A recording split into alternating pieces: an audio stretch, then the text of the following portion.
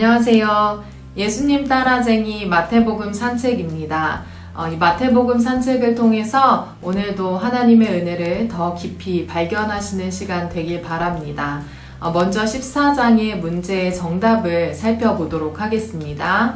1번, 예수님은 떡 5개와 물고기 2마리로 여자와 어린아이를 제외하고 5,000명이 먹는 기적을 베푸셨습니다.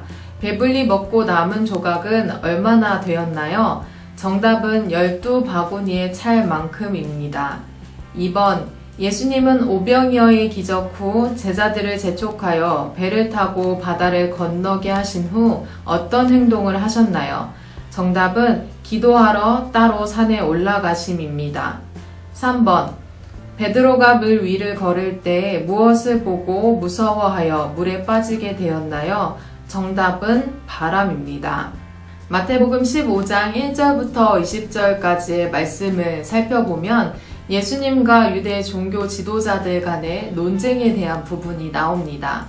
바리새인들과 서기관들이 예루살렘으로부터 예수님께서 계신 갈릴리까지 찾아와 예수님을 힐난하고 공격하죠.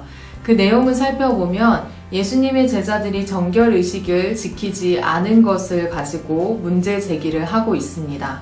이에 대해 예수님께서는 사람의 전통으로 오히려 하나님의 계명을 범하는 이 종교 지도자들의 오류와 또 외식에 대해서 책망하시고 또 외식하는 종교 지도자들과 그 추종자들의 미래에 대해서 경고하시면서 참 정결의 기준을 다시금 제시하십니다.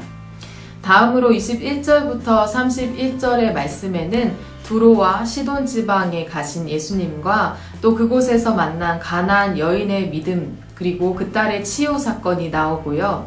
또 데가볼리 지역에서 각종 병자를 치유하시는 사역을 통해 많은 무리가 하나님께 영광 돌리는 장면이 나오고 있습니다. 또 마지막으로 32절부터 39절의 말씀을 보면 예수님이 모인 무리를 불쌍히 여기시며 칠병이어의 기적을 일으키시고 그들을 먹이시는 내용과 또 그 이후에 무리를 흩으시고 예수님은 마가단 지역으로 이동하시는 모습이 나오고 있습니다. 오늘 제가 말씀을 묵상하며 깨달은 한 가지를 나누려고 합니다. 21절부터 28절까지의 말씀을 보면 예수님께서 의도적으로 두로와 시돈 지방으로 가시고 또 그곳에서 가나안 여인을 만나시는 내용이 나옵니다.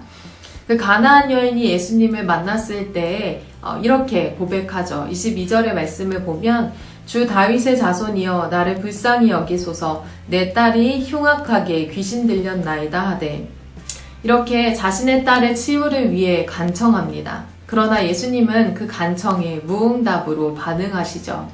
그러자 다시금 가나안 여인이 예수님을 향해 간청할 때에 예수님은 이렇게 대답하십니다. 26절의 말씀을 보면 자녀의 떡을 취하여 개들에게 던짐이 마땅하지 아니하니라. 예수님의 무응답은 어떠한 의미를 가지고 있었을까요? 또한 예수님께서 가나안 여인을 향해 개라는 표현을 사용하신 것은 정말 이방인에 대한 차별적인 발언을 하셨던 것일까요? 28절의 말씀을 보면 예수님의 진심이 그것이 아니었음을 알게 됩니다. 28절의 말씀에 여자여 내 믿음이 크도다 내 소원대로 되리라 하시니 그때로부터 그의 딸이 나으니라. 마지막에 가서는 예수님께서 이 여인의 믿음을 칭찬하시고 또 그의 간청에 응답하시는 모습을 보여주십니다. 앞절에서 나오고 있는 바리새인들 또 서기관들의 모습과는 대조되는 가나안 여인, 이 이방 여인의 믿음의 모습을 예수님께서 바라보고 계셨던 것입니다. 바리새인들과 서기관들은 예수님을 인정하지 않았습니다. 오히려 자신들의 옳음을 주장하며 은혜를 베풀기 위해 오신 예수님을 비난하고 힐난하며 배척하였죠. 그러나 가나안 여인의 모습은 어떠하였습니까? 그 여인의 마음에는 이 예수 그리스도만이 나의 희망이고 또 소망임을 굳게 믿는 믿음이 있었습니다. 뿐만 아니라 자녀의 떡을 취하여 개들에게 던짐이 마땅하지 아니하다라고 말씀하시는 주님의 말씀에 대해 주님이 옳습니다 라는 고백을 통해 주님의 주되심을 인정함과 동시에 전적인 은혜를 구하고 있었던 것이죠. 자신의 존재의 무가치함을 인정하며 동시에 주님의 은혜를 전적으로 신뢰하며 예수님을 붙잡는 손을 놓지 않고 있었던 것입니다.